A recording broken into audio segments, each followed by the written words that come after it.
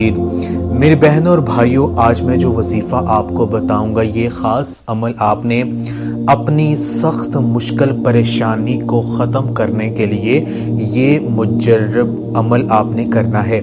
یہ وظیفہ خاص کلمات پر مشتمل ہے اور یہ وظیفہ ہمارے پیارے آقا حضرت محمد صلی اللہ علیہ وآلہ وسلم کا بتایا ہوا یہ خاص عمل ہے۔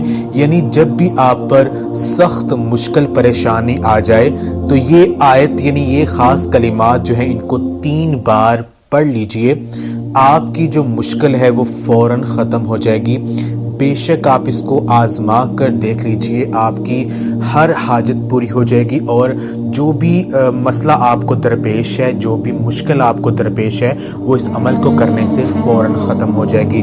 آپ نے کرنا یہ ہے کہ جب بھی آپ کسی سخت پریشانی میں مبتلا ہو جائیں، کسی مشکل کو ختم کرنا چاہیں، تو یہ آیت جو ہم آپ کو ابھی پڑھ کر سنائیں گے، اس کو پڑھ کر آپ نے صرف 3 بار آپ نے اس کو پڑھنا ہے تو اللہ پاک آپ کو اس پریشانی سے فوراً نکال دے گا۔ حضرت عثمہ بن امیس رضی اللہ تعالی عنہ بیان کرتی ہیں کہ نبی پاک صلی اللہ علیہ وآلہ وسلم نے ارشاد مبارک فرمایا کہ ہر پریشانی اور گھبراہٹ کے وقت یہ کلمات ان کو 3 بار آپ پڑھ لیجئے۔ جو کلمات ہیں وہ یہ ہیں: اللہ ربی لا اشرک بہ احدن، اللہ ربی لا اشرک بہ احدن۔ اس آیت کو آپ نے 3 بار پڑھنا ہے اپنی مشکل پریشانی کو ذہن میں رکھ کر، انشاءاللہ تعالی آپ کا مسئلہ فوراً حل ہو جائے گا۔